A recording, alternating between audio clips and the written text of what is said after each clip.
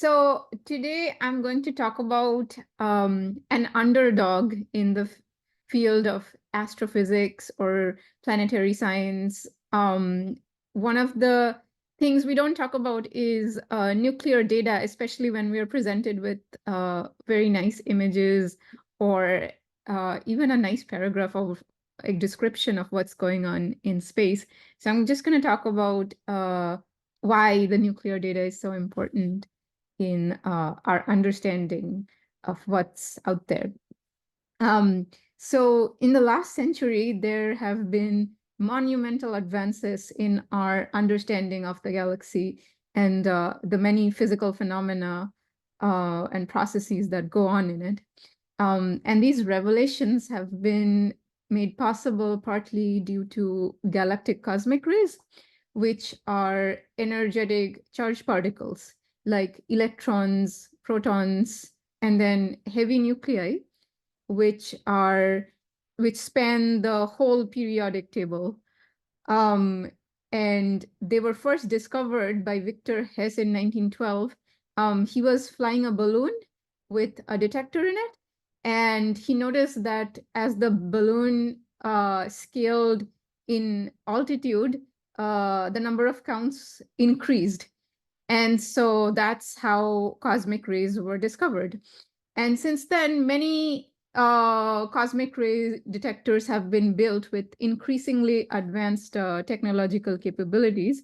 And that has helped us further our knowledge of the galaxy, and in particular, the chemical makeup of our galaxy, like how much of, say, carbon is there, or how much hydrogen, or how much iron, and so on and so forth. So this is and so both of these are images or figures showing the relative amounts of different elements present in the galaxy. So what the nuclear charge number represents is the Z number, which is different for different elements. And so this is essentially a figure of how much of each element are there. And so this particular way of showing the chemical composition is called elemental abundance. And so the earlier cosmic ray detectors, like the one that produced the figure on the left, were only capable of measuring cosmic ray species up to about Z equals 26, which is iron. And then more recent detectors have newer detection systems and techniques, and have given us the first insights into the heavier elements in the galaxy, as shown on the figure on the right. So we have here the chemical compositions of the solar system, as well as the galactic cosmic rays. So the solar systems are given in the solid lines, and the galactic cosmic ray elemental abundances are in the dashed lines. They have some similarities, like the even odd effect, the zigzagging of the lines, and there are some differences. And this gives us an insight into how different the galaxy is from the solar system, and the fact that it has different processes from our solar system. So one of the things that differentiate this data is the cosmic rays which travel through the galaxy and then reach us here on Earth.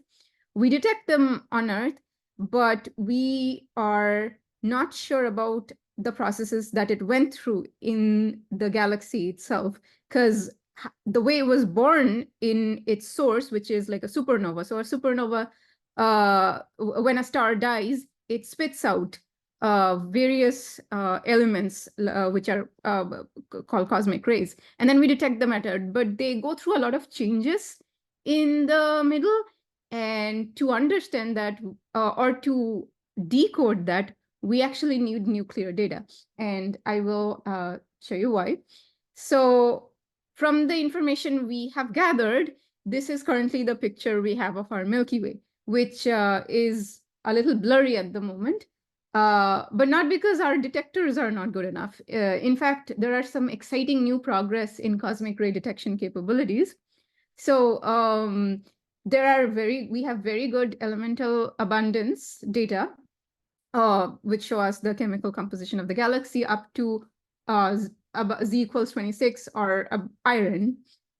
And then there are detectors which look at the heavier elements, but they have to be normalized with other measurements, and there are not a lot of measurements available throughout the whole span. So we're actually building a new detector, and it's called the Trans-Iron Galactic Element Recorder for the International Space Station, or Tiger ISS. And it is being launched to the International Space Station in 2026. And it will look at cosmic rays from boron all the way up to lead. And this has never been done before in such a huge span by a single element.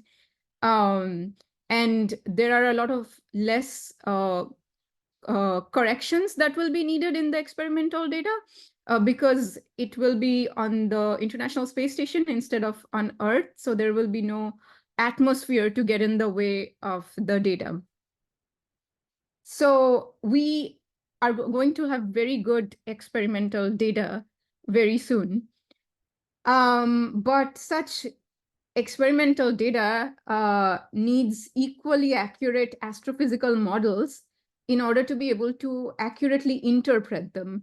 And these astrophysical models rely on something called cross-sections, which is the nuclear data.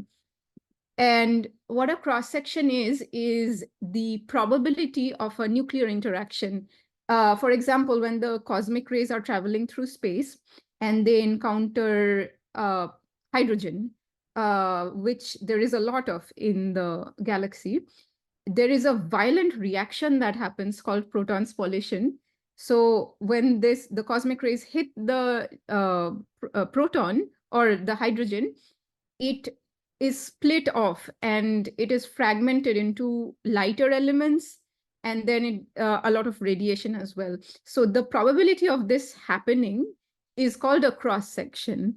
So if we don't know the cross-section, what's going to happen is, so let's say the supernova spits out a iron nucleus. And so the iron is traveling through the galaxy, and then it encounters a hydrogen, and it splits off into, say, a few like gamma radiation, neutrons, etc. And the iron nucleus itself is fragmented into something lighter, say like manganese or lithium. So this lithium or manganese now travels through space, and then it reaches us on Earth and is detected by our cosmic ray detectors.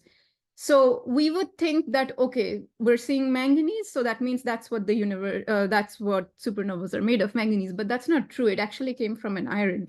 So to back calculate where it came from, we need to know the probability of the reaction happenings from iron to manganese, and that's what a cross-section is. So there are various types of cross-section, like a individual cross-section, which is like a direct reaction, or there can be a decay happening, or there can be various different reactions leading to the same product. And then there are reactions which lead to different elements or different isotopes. And they can be detected in the metastable state or the stable state of the atom. So there are various cross-sections. And then there are so these experiments these cross sections, obviously we cannot duplicate because of in the space itself, because that's way far off in the galaxy. So we replicate them here on Earth in accelerator facilities, which is the experiment that I did last month, and I will be talking about that in a few slides. But what we basically do is we can either do a direct kinematics, where a very heavy ion beam, like say iron, is bombarded onto a liquid hydrogen target. And this is a exact emulation of how cosmic rays interact in the galaxy's hydrogen. So this bombardment happens, and then we get the reaction products, which we detect on Earth when it comes to the cosmic ray interactions. And so we do this experiment here on Earth, and then we get the reaction products from which we are able to calculate this probability of this interaction.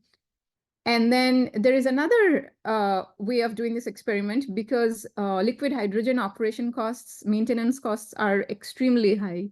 And so there are facilities which do the opposite, like where a proton is bombarded onto a heavy metal foil, which is actually what we did in our experiment last month in Brookhaven National Lab, which is in New York. And this is a lot simpler. This method is a lot simpler. However, the issue with this method is that we don't get to measure every single reaction product. We only can measure the ones that emit gamma radiation.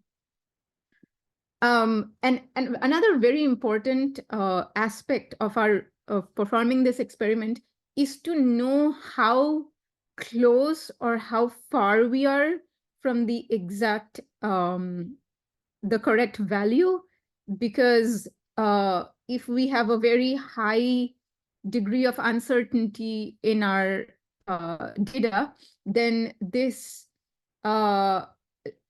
makes the image of our galaxy blurry, which is actually why it's blurry right now, because we don't have a lot of nuclear data, and therefore we have a lot of uncertainty in what we predict and what we show.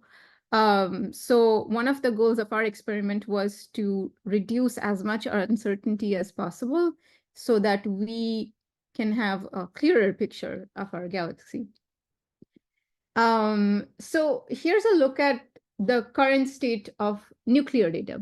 So as I mentioned, the reaction between the heavy ions and the hydrogen is a very violent reaction. It's called proton spallation, and it involves various intricate steps like the internuclear cascade, evaporation of nucleus, then de-excitation of nucleons, and then the emission of proton, neutrons, and various other processes. So it's very complicated, and it's over a wide energy range. So it's very difficult to model this from first principles. And so again, an experimental data of cross sections is very critical for guiding these models. And so in the 1950s, starting in the 1950s and then up to 1990s, there were many campaigns to measure these cross-section data. And then they are put into online libraries which are available publicly so everyone can use them.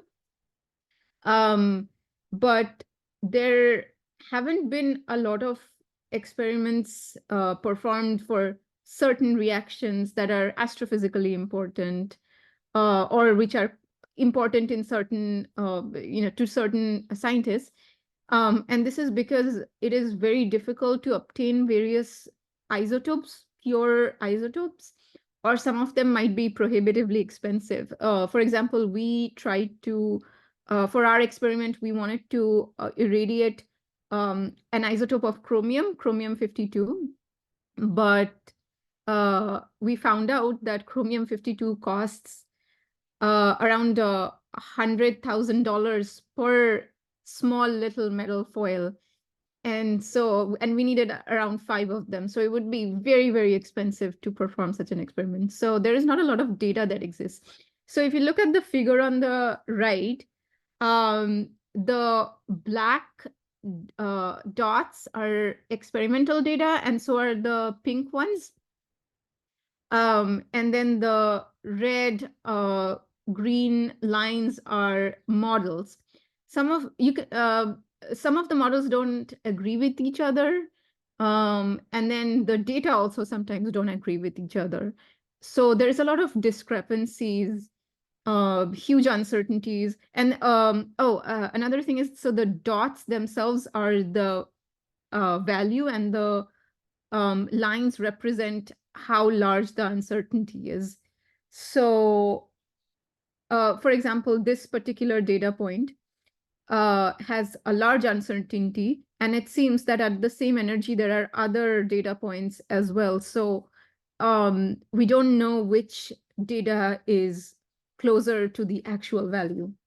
And so there is a need to perform as many experiments as possible. So which reaction channels and isotopes are the highest priority for us, which is astrophysics processes. So the Tiger ISS detector that will launch to the International Space Station in 2026, they care about isotopes like barium, platinum is very important, lead is very important. And then these ones, the nickel, chromium, iron, silicon, these are very important, not only astrophysically. They're important astrophysically because the cosmic rays that travel through the galaxy, they go through a lot of processes, and some of them are like diffusion, reacceleration, and these cross sections are important to determine these values of the reacceleration rates, diffusion, and so on and so forth. And so then they help create models which actually tell us what's going on out there. And then the isotopes listed up on the list are more important to S processes and R processes in the galaxy, which are processes of creating these elements in the galaxy, where these elements are actually born. And then this figure here, so in the topmost figure, you can see that the red and the blue, so the red and the blue region is a measure of the data. And then the lighter red and the lighter blue are the uncertainties. And so in this figure, they are quite far off from each other, while here they are overlapping. And overlap is good because that means that they both agree with each other. But the lower figure is just a prediction, while the upper figure is just a reality of what we saw. And so here the data don't agree with each other, while here they do. And it does here because we have theoretically predicted that if the uncertainty in the cross section is reduced, then we might be able to get closer to what the actual value is of reacceleration rate.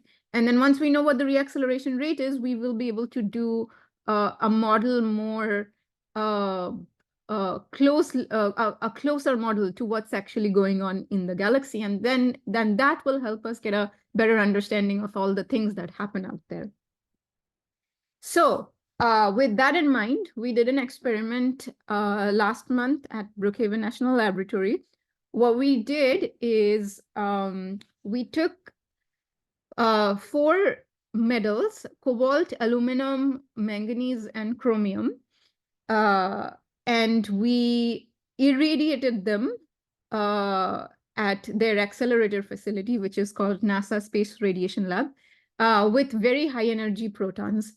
So this is the here is the 3D holder that held the metals, and then we put them in the line of the proton beam, and here are the so these colored data points show the existing data, the data that is known to us right now for 4 different reactions from cobalt, and the dashed lines here show the energies at which we did our experiment, where there is quite a bit of lack of data. So this is a very nice picture of the proton beam irradiating so we irradiated 2 samples at a time, the cobalt and aluminum, and one of the metal foils here, the box, looks a little lighter than this one because they differ in their mass number as well as their Z number. And the pink is the proton beam. I think this particular picture was at 2000 MeV yes, 2000 MeV of energy. I won't talk about this slide, but if anybody is interested at what things we did to reduce the uncertainty, I can certainly go over them in detail, but we took quite a bit of effort to make sure our data had as less uncertainty as possible. So here's what our results look like. So once we irradiated these metal foils with protons, these foils became activated, as in they became radioactive, and we used a gamma ray detector to measure the radioactive decay products that are in this foil after a proton bombarded them and created different daughter products. So for example, this particular peak corresponds to a 511 keV. And let's look at this one. I'm not, the energies are overlapping. Let's look at this one. This is a 159 keV peak, and this corresponds to the product 44 scandium. And so by studying the number of counts under this peak and the time of irradiation, we can calculate which particular isotope it came from and what its cross-section is, or the probability of that interaction. And there are a lot of libraries available online that can help you with these calculations. One of them is the nuclear data library from Brookhaven National Lab. And if you go, it's actually a very fun table. If you go there and click on a particular element or isotope, it can tell you what how it decays, whether it decays at all. And so you get to know a lot of elements here. I will point out two very fun peaks here. So the black peak, the black curve here is the background radiation, while the red is the foil, the metal foil. So here, for example, there is a huge peak here and one here as well. And if you go to any of your homes and put a detector there, you will see these peaks. So this is from potassium 40 in the walls that is there in most homes, if there's limestone and stuff. And this is from a thorium peak, which probably is found in older homes, probably. So